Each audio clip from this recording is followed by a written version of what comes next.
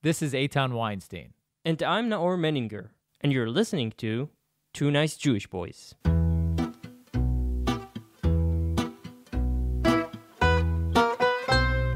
This podcast is made in collaboration with the Jewish Journal. Check them out at jewishjournal.com. Also in collaboration with Arutz Sheva, israelnationalnews.com. If you'd like to support the podcast, visit 2njb.com/donate.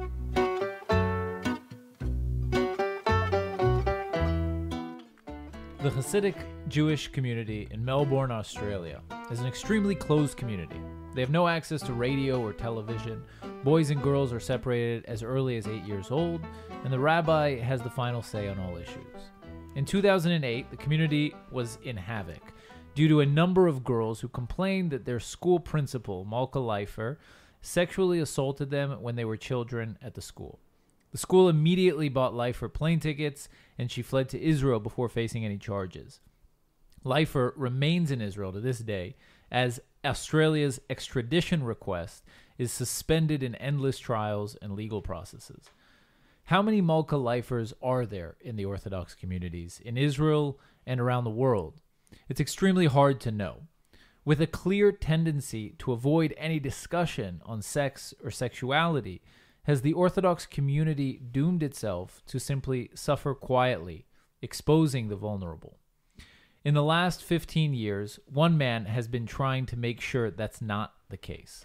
His name is Rabbi Yaakov Horovitz, and he's the author of Let's Stay Safe, a children's book about sexual safety. Yaakov has devoted his life in recent years to fighting sexual abuse in the Orthodox community. He's now in Israel, as 15,000 copies of his book are being printed in Hebrew and distributed for free. 30,000, I think. 30,000. Yeah. Rabbi Horovitz is founding dean of a Monsey, New York yeshiva and director of the Center for Jewish Family Life, Project Yes. And we're honored to have him on the show today. Thank you so much for joining us. It's a pleasure to be here with two nice Jewish boys. How can I go wrong? As you said, we've yet been defined as nice. You'll have to decide I'll that. be the first. I told Eitan that this is the first time we're having an Orthodox rabbi on the show. Yeah. And I said, don't get used to it. I'm back in 2 months if you want me on again. So, congrats on the Hebrew translation for the book. Thank It you. was distributed with Makor Rishon? Right. We had an arrangement. Well, originally we started with this book, Let's Stay Safe. Thank God that's in over 80,000 homes in North America and around the world, the English version. And subsequently we made a Yiddish version. Obviously with the text changed, but also the images, so that it's culturally congruent with what the kids have in their lives. I mean, the idea behind it is that the messages in the book, the children should feel that it's their lives. So, And like bodies? I'm sorry. And Yeah, their of course. bodies. No, yeah, of course. Well, one of the messages that in the book, one of the messages, the main messages, the four main messages of research-based child safety education is that the bodies belong to them, that they feel that they have an ownership of their bodies. I assume that's what you meant there, but the images the images in the book are supposed to, the idea is that they look at this and they say, hey, this is my life, these rules apply to me. Right. So we made this to look like a typical suburban American home. And then we did the Yiddish version to more or less to look like Williamsburg or Borough Park, the communities where those are two communities in Brooklyn, New York, where Hasidim, many Hasidim live. And when we came to Israel, we decided to devote resources and time to make Israeli versions of the book in Hebrew. And we have a Haredi version that's called Masha Batuach Batuach. That's already in 15,000 homes, thank God. And we have Levetach, which is a book more geared to the Dati Leumi community, to the modern Orthodox community. So the one that's geared towards the ultra-Orthodox community, it's in Hebrew? Yeah, not sure. in Yiddish? It's in Hebrew. I actually have a book there. I don't know if you want me to go down and get it, but yeah. What neighborhood or area in Israel would you say it's modeled after? We made it more to like a city, a neighborhood in Jerusalem? Sort of, yeah. Bnei Brak, specific. Bnei Brak, Jerusalem, whatever. Let's focus for a second on the American Orthodox and ultra-Orthodox communities. How big of a problem is sexual assault in these communities? Well, look, Do we know even? I don't know. I don't know that there's been any real study done that has hard data. And even if there were, I mean, I guess you could make the argument that it's underreported or the data is not correct. I haven't seen a specific study. Look, I've always operated under the assumption that this doesn't know any boundaries of religion and culture and ethnicity. It's a matter of statistics. I think there's no, meaning every community has abusers, Right. and whether it's 3% more, 3% less, every community has abusers. And every community has to do whatever they have to, whatever they can do to educate the children, to see that the abuse victims are getting professional help by credentialed professionals who are experts in the treatment of child abuse, and that the abusers get reported to the police and locked up. It's as complicated and as simple as that. And we've really made. I'm really very, very heartened by the progress that we've been making over the past years in getting this message out about child safety education, which is extraordinarily effective. I mean, the research shows that children that get simple messages, the messages contained in the book and that are research based, they're 5 to 6 times more likely to exhibit defensive behavior if someone starts up at them. So can you tell us a bit about what is in the book? Like, what are the messages? What are those Sure. four messages? Yeah, of course. So again, the book is really, there are many safety messages here, and actually we purposely blended it in slowly. We started with helmets and the crossing the street. Then we went to stranger danger, and then we have 6 pages in the English book and more pages in the Hebrew book on the real danger, which research shows to be the vast, overwhelming majority are people that the children know. The reason that we blended it in is because we know that when parents are anxious and kids are anxious, or the 3 of us are anxious, your minds don't operate the way they do. It's called fear or flight. The fear overwhelms everything. So like if you were, God forbid, if it was a few weeks ago when the alerts were out, for the rockets, right? And Yeah. just imagine the siren started going and you and I would be chatting. The research shows that you probably wouldn't remember lots of the discussion that we had, because if I was trying to teach you something, if you asked me the same question with the sirens going off, in all likelihood, you wouldn't remember it. Here, the sirens are like, white noise to us at this point. But, They help but remember. I get your point. Yeah. Yeah. So therefore, and any parent, if you start the conversation off with, about grooming behavior and the like, so they tend to get anxious. The children pick up the anxiety, and then it undermines their messages. When I do safety classes, the very first thing I did one Saturday night here in Ramat Beit Shemesh. The very first thing I say is, look, I'm going to teach you how to do this. I'm going to empower you and give you the tools to have effective conversations. I speak in this tone of voice, very relaxed, very calm, and that that gets the people in the mindset that they're going to learn things and it's going to be helpful to them. The 4 messages are no secrets from parents. It's no particular order. And I'll explain like why it's effective, and if you're interested, why it works and why it's so effective. So no secrets from parents. Your body belongs to you. Good touching, bad touching, and no one has the right to make you feel uncomfortable. So those are the basic messages, and it's really it's an outgrowth of the way we know, anecdotally and through studies, how abusers operate. Now, isn't it? I mean, do you have? Again, I guess this is going back to data that we don't necessarily possess, but there's some of this abuse is actually happening within the home, while some of it's happening outside correct. of the home, Right. in the school, wherever it might be. Right. Do we have any idea of how much is happening?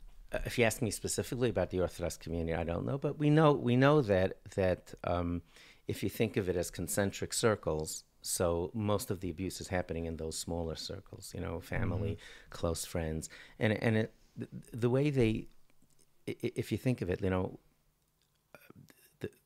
let me go back a bit. I started realizing about a little more than 15, 17 years ago how many kids, I was working with teens at risk. If I go back even further, you asked me if I was 60. Yes. I started teaching in 1982. For those of you who are just listening, if you were watching the video, He looks 40. you wouldn't believe it. Yeah. Oh my God, we're gonna get along just fine. You can have me back next week. I'll fly back. No, so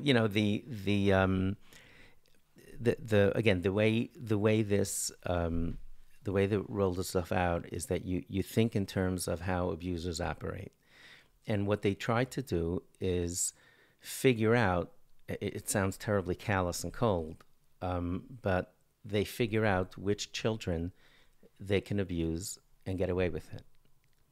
Okay, that's really how it works. And I like I said, 15, 17 years ago, I started realizing what. And I started teaching in 1982. I volunteered. Where? In Brooklyn and later in Monsey, in 2 yeshivot, in 2 boys' elementary schools. And I volunteered for, I guess, would be a combat pay. 8th grade, a week is track in the school. I tell my principal, you just give me the kids that, that are not succeeding, and you won't see them all year. And I loved every minute of it. And I didn't mean I'll take them home. We're going to come and they'll study. And I have, if you're interested, I'll show you later. I have beginner Talmud books that I created because I've always felt that the children weren't given enough of an introduction. Talmud is a taught law class in a foreign language, and I just enjoyed every moment of it. And then I wrote an article in 1996 in a Haredi English publication. It was called The Jewish Observer. It was really well written, and it was like a place where the Orthodox community, if you had a serious piece to write, that would be, that was the place.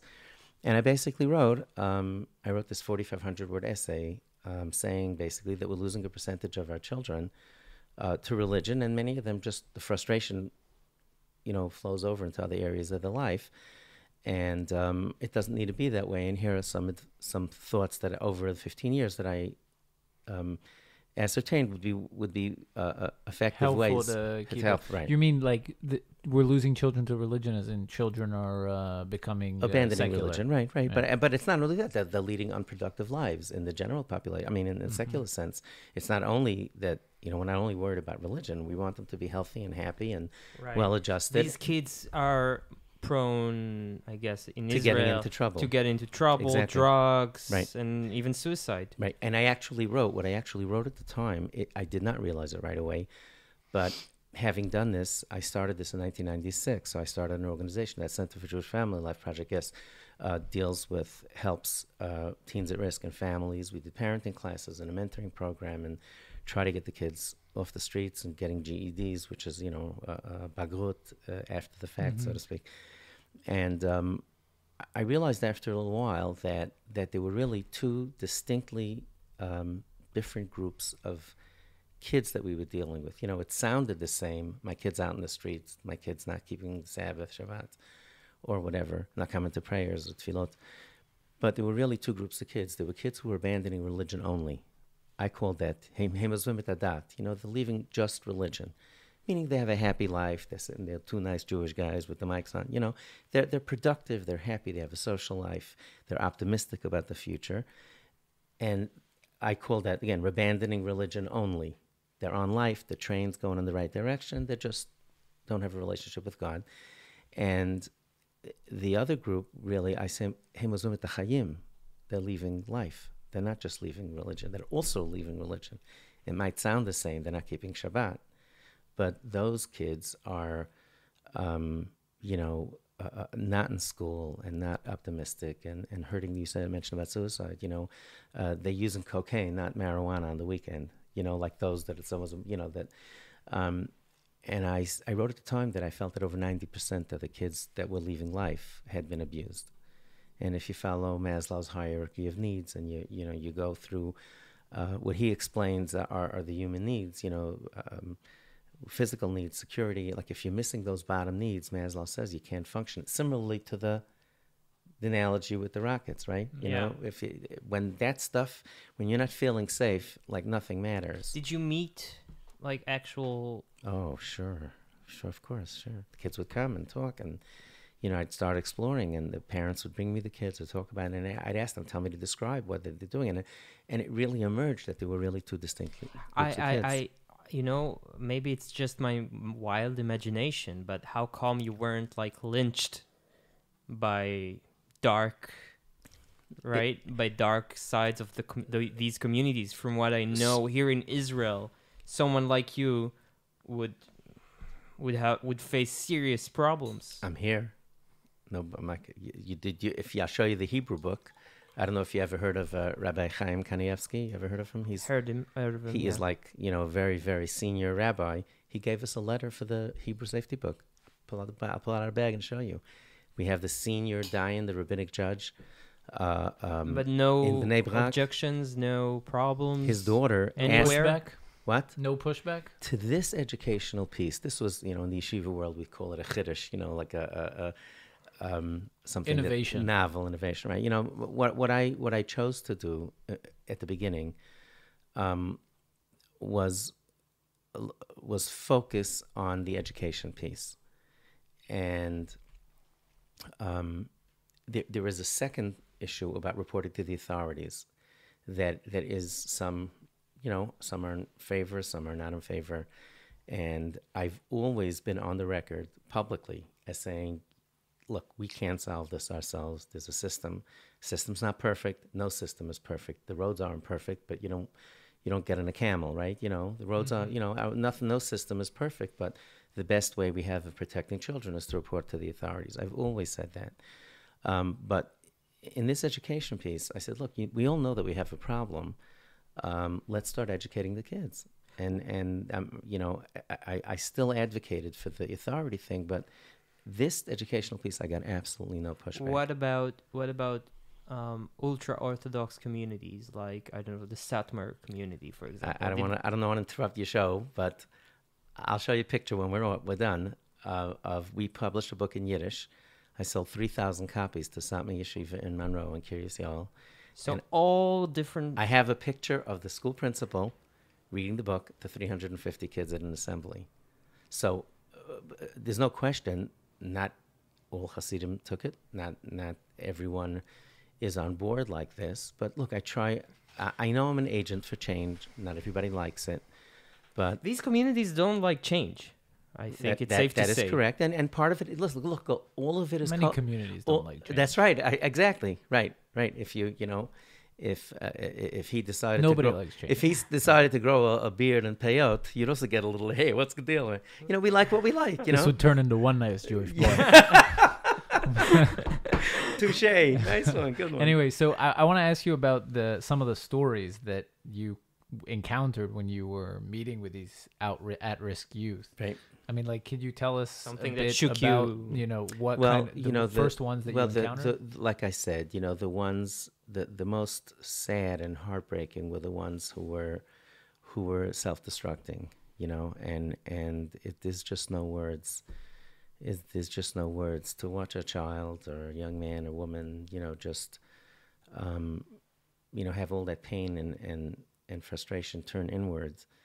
And I really felt like when I started realizing about these two groups that it was almost like a neutron bomb blew up inside them, that like on the outside it looked okay, but inside everything was eviscerated. But I'm saying these kids came to you and they were telling you about most of the kids, like the parents would come and tell me, like, parents would call and describe symptoms that they were seeing. Their children were nightmares, dropping out of school, nightmares. I mean, you just do a Google search for signs that children are being abused, right? They exhibit sudden fears. They find it hard to concentrate in school, and then many times they have fears, typically very often associated with how the abuse. And if it's a school-based abuse, they're not going to want to go to school. If it's something in the neighborhood, they'll say they don't want to leave the house. So did these kids open up to you about the abuse that they were going through? Not necessarily me, it was more that I was coaching the parents and how to ask the questions and tell the children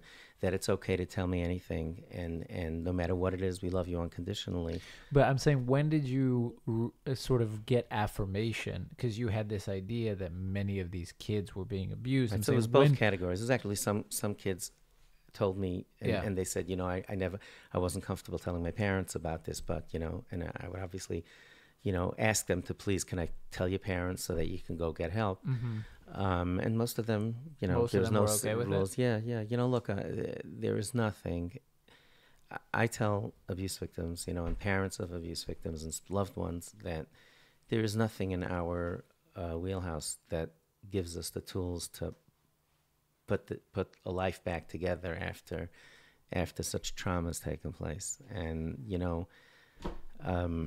was the abuser ever anybody in the community that you knew? I mean, look. How did you deal? Like, how did you go about that? You heard about someone. I encouraged the parents to go to the authorities, and many, I did go public with some of the high-profile trials. One specifically, where there was a fellow named Nehemiah Weberman. He was an unlicensed therapist in Williamsburg, Brooklyn, who was treating young ladies from the local schools and abusing them. And I got a call from the DA asking me to please support the family, support the victim. That she came forward and she was under tremendous pressure. And I made a very tough call. I put 30 years of my reputation on the line, and went up in public and said, you can look on my website. I just said that if you Google Yaakov Horovitz images, you'll see a few pictures of me and then a picture of an abuser. Because in the article it says Yaakov Horovitz says Nehemiah Weberman is an abuser. So Google links him. It's really hysterical. I mean, not that funny, but it's you got to have a sense of humor. You got to have a sense of humor, yeah. And but by the way, I really am very careful about my own wellness. Seriously, I walk 5 miles every day. I swim every single day. That's the secret for the looks. Yeah. Listen, I know what to do. 2 nice Jewish boys. I'll have 2 nice Jewish men. How did the story end with this guy? So he got a 103-year jail sentence. Wow. He was convicted 59 out of 59 counts. In Israel, he'd get like 2 weeks. 2 weeks and parole. On probation. On probation. Something we're working. I was in the Knesset a couple of days ago, working to try to get a sex offender registry here. I do think I think that there are certain risk factors inherent in every community. Look,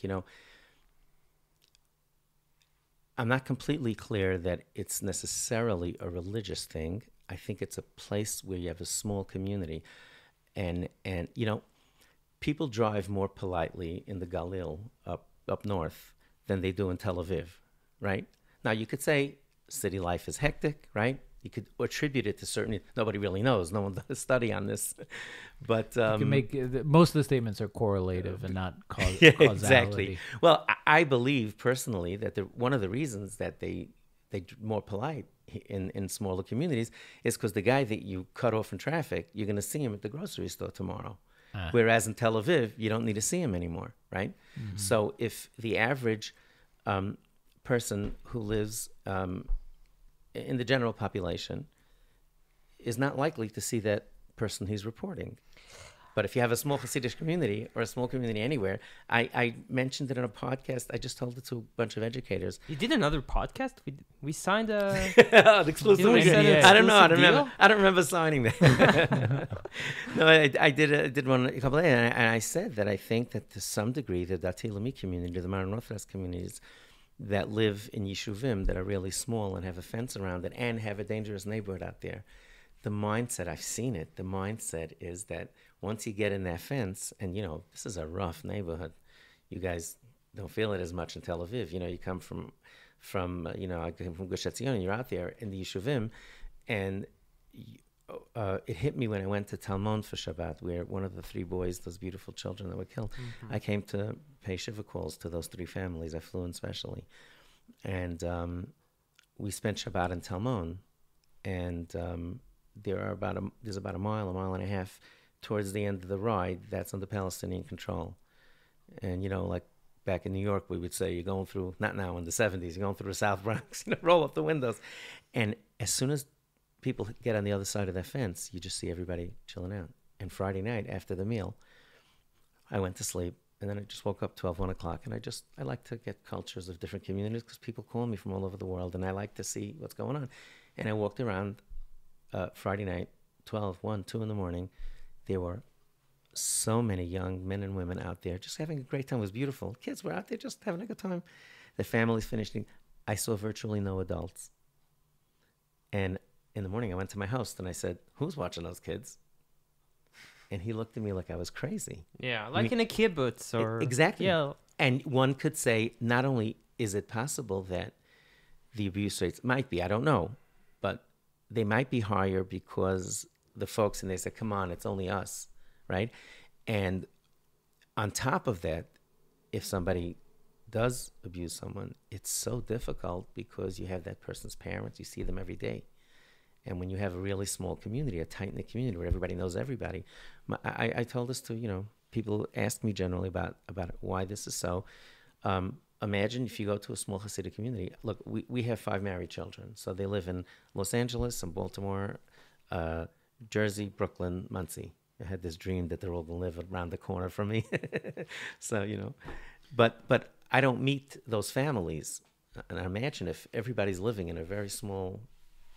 So, so if somebody reports a relative or a close friend, you meet their children and their grandchildren and their parents. But Williamsburg and Muncie, I mean, these aren't small communities. They're relatively speaking. It is very. I mean, it's large communities, but everybody knows everybody, or most people know most people. The big problem is what happens when the abuser, for example, is a rabbi adored by thousands and tens of thousands of people. Right. And we have a hard time. We have based on a true story. I won't name names. Well, stories. I got news for you. Look at Michael Jackson, right? If you like his music, yeah, he was doing really weird things, wasn't he? Yeah. And there were legitimate accusations. Or Woody Allen. Or right? Polanski. Right? Yeah. As we were talking look about. at Bill Cosby. Yeah. He's everybody's dad, right? And when people came in allegations, you can't... How many people believed it when they came against Cosby? Or even Michael Jackson. They did We Are the World, everybody singing together. But here, since the believers all live in the same shtetl, it's the same... You are actually risking Agreed. boycott hey, I'm not... and violence and I'm threats. I'm not This is a huge excusing it. problem. No, I've dedicated you my don't. life to trying to That's a see huge that our problem. children stay safe. I think the most important thing to do is to be realistic and to really understand the dynamics. And I'm just pointing out that the dynamics are the same no matter what community it is. If you see someone and like someone and know someone, you weren't around by Bill Cosby, when he was young and on TV, for 15 years or whatever it was, and he came across as this wonderful human being, and nobody believed it. You say, I know this guy. So I think, there's sexual abuse is unfortunately or violence, ubiquitous. By the way. Or violence. Sexual abuse violence. and violence is unfortunately ubiquitous throughout all communities. Right. And I think the idea of, well-known individuals being protected in a way is also ubiquitous throughout the, society and mankind. Exactly. But I think there is, and I wonder if you would agree, I think there is some level, and you can distinguish between the ultra-Orthodox community. There's some element of, I think it might be this idea of self-governance that the ultra-Orthodox community doesn't quite see itself under the auspices of the state. Now, that's not totally, and you mentioned it before that there's this wariness to go to the authorities. Well, there's a history for that. Look, everything. That's why it's important to understand the context. That doesn't mean you excuse it away. Quite to the contrary, you want to eliminate it.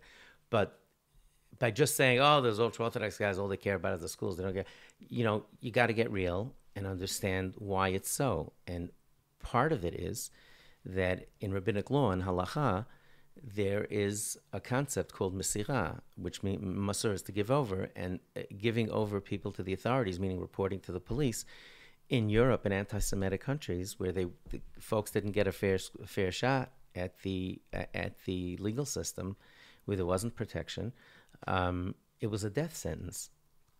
Telling the neighbor, somebody went in communist Russia and went to the authorities and said, my neighbor said the Tsar is a jerk, that was enough to get him sent away to Siberia.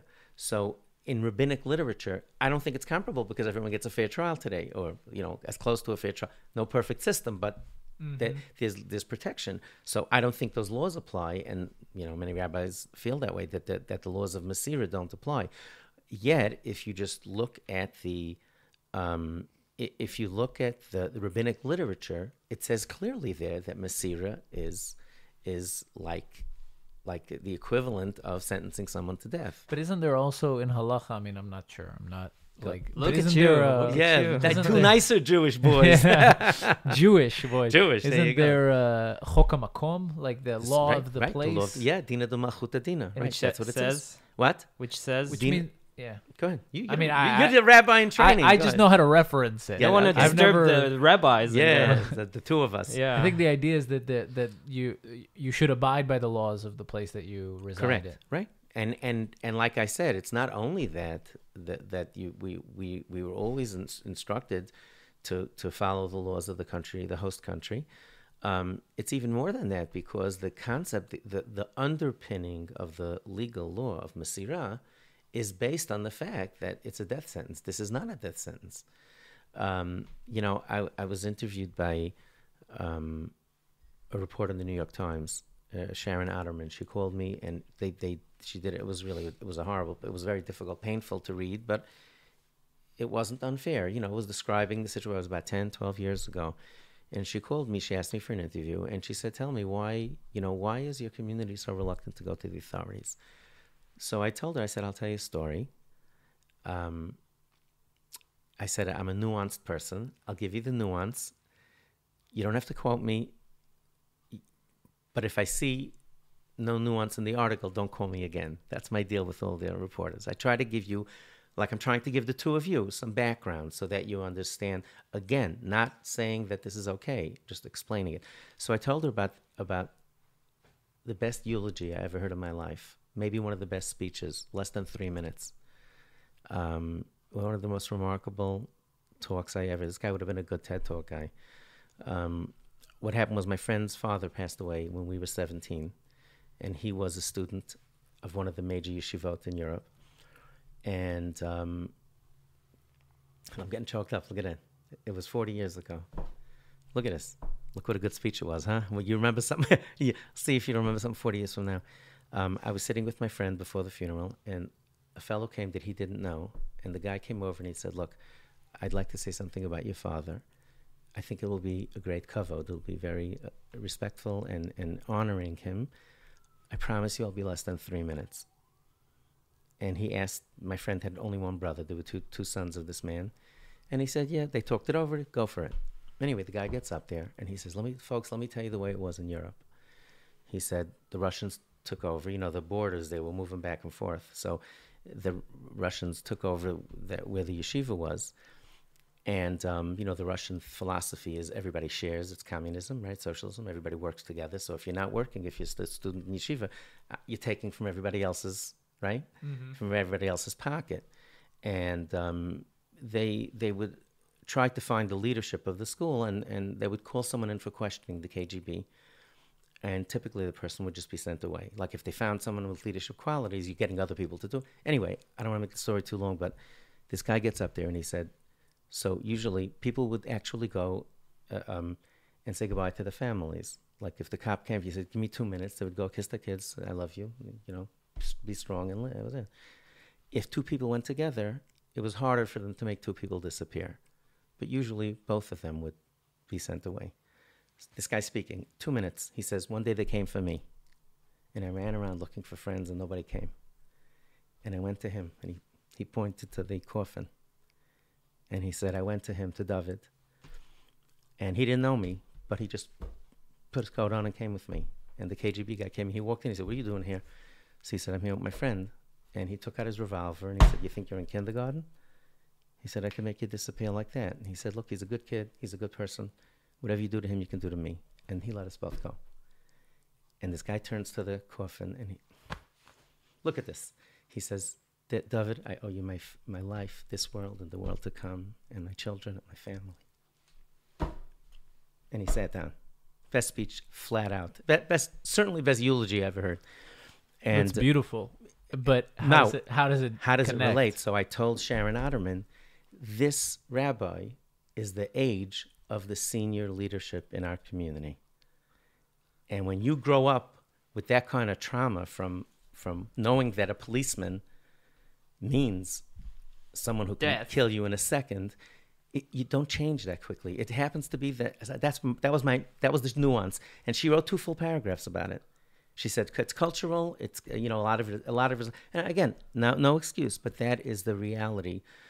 In fact, I find that the younger, the rabbinic judges, the dayanim who are born in America and Israel, were born in a safer environment, typically are more comfortable going to the police. So I want to let Rabbi Horovitz breathe a bit. So maybe Eitan Go can for it. read an excerpt from. Sure. Okay. In the meantime. Do you have a page Yeah. that you suggest? Well, these middle pages are the ones. The interesting one. The interesting. Well, the main, this The is main, where. yeah. Teach Noah a lesson. Yeah. So right I now. mean, you can go. Okay. So, So we'll this read is one page from this it. is the personal space thing. Yeah. I've got my own knapsack, my drawer, my private space, and I keep lots of stuff in my own special place. My body's also private. It's not for all to see. Some of it stays covered. That's just how it should be. Being with big kids and grown-ups is always loads of fun. I've learned to fly a kite and even hit a home run. But even someone we know and like very much shouldn't touch us in ways we don't want them to touch. That's going to be tough for some parents to read to their kids, or... We haven't found that. No? No, really. It's not hard. I mean, it's not, you're just teaching children. And look, we always, the research shows that if 2 kids have the exact same circumstance, one of them has their own drawer at home and the other one doesn't. And this one, like the kids are taught about respect your sibling's space, knock before you enter a room. This is Rifki's drawer. This is Avi's drawer. The kids are much more likely to defend themselves. Even that little difference, because they get accustomed to the idea that I have stuff that belongs to me. So if somebody comes along and wants to touch them, they're more likely to feel ownership of their own bodies because it extends to other areas. Individuality. Right. Individuality and Which- personal ownership. Yeah.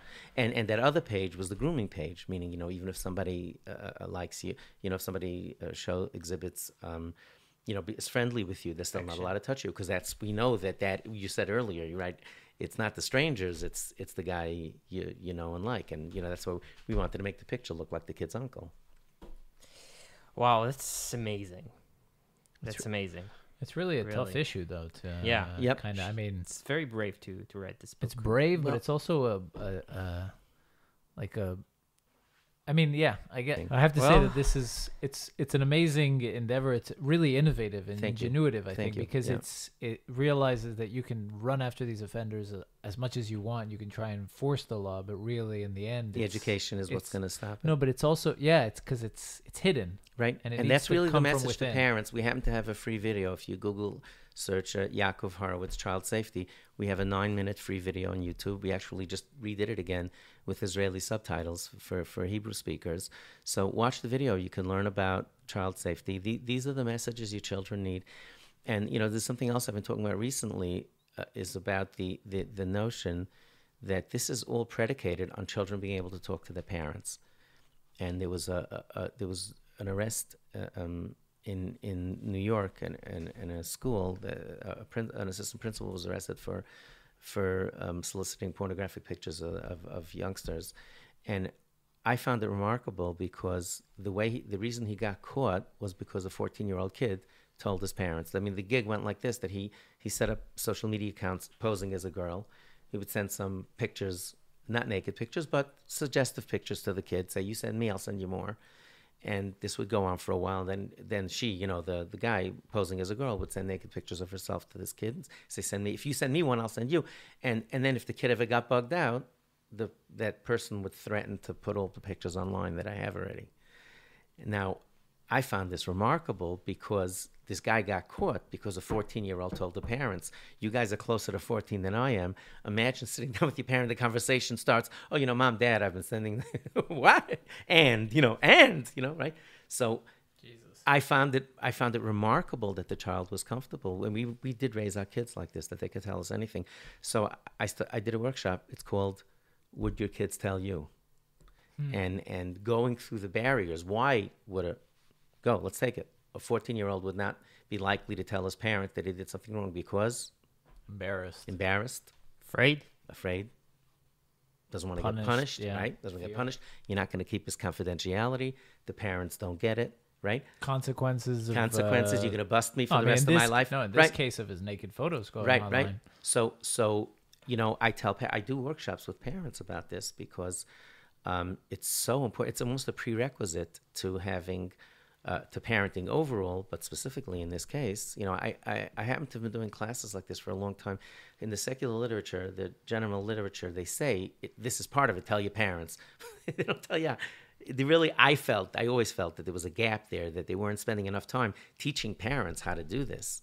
So that's another message to parents, start working on your relationship because not only for this, it's so confusing. Is marijuana worse than is vaping worse than a cigarette? I heard that marijuana is even better than a drink because a drink you get drunk on, and very few people get toasted on marijuana. All of these arguments and back and forth. I found the kids would love to talk to their parents. They just don't know how. They don't want any of those things to happen. Right. So. Okay, Rabbi Horovitz. We got to get you in a cab. Yeah, it's been you're inspiring. Thank you. So thank you thanks very much. for everything that you're doing. Can people donate to the cause? If they'd like to, they can go to the website. It's thebrightbeginnings.com. They can look up again, spell it. The Bright, BRIGHT, beginnings plural.com. There's a tab there to donate if they'd like to support our work. And buy the book. Amazon. The English book Kindle? is on Amazon. The Hebrew book is sold in Yefei Nof bookstores here in Israel. Okay. Is it digital also? It's not yet. Not yet. We found that even forget the whole Haredi thing and technology. At least today, parents are more comfortable grabbing the paper. Right. For kids' books, especially. Kids' books, right? And ultra-Orthodox don't have iPads, I guess. No, I heard. Maybe one or two do. Kosher iPads. Okay. And if, you do lectures, so if a community in America wants to have you... Right. So if they'd like to get in touch with me, my email address is RYH, like Rabbi Yaakov Horovitz, at thebright, BRIGHT, beginnings with an s.com, so they can email me. Those your details are probably confidential. On the website. My details on the website, yeah. And look, my message to parents is go out, educate your kids, build your relationships, and keep them safe. Keep them safe. That's all there is. Simple and as complicated as that. Amazing. Thank you so much. Thanks for having me. Before it was we a pleasure go, getting to know you. Sure. Thank you. We have a collaboration with the Jewish Journal. They're at jewishjournal.com. They have podcasts, op-eds, articles. Check them out. Highly recommended. Jewishjournal.com. And we collaborate with Arutz Sheva. Arutz Sheva is at israelnationalnews.com. Check them out. They have a website. They're on Facebook. We're on their Facebook with live eps once in a while. And, of course, we accept donations as well. So if you guys want to help us out, we do this on our free time. Go to 2njb.com/donate. That's it. Thank you so Thank much. you so much. It's been a pleasure, Good luck. guys. Rabbi. Thank Bye, you. guys.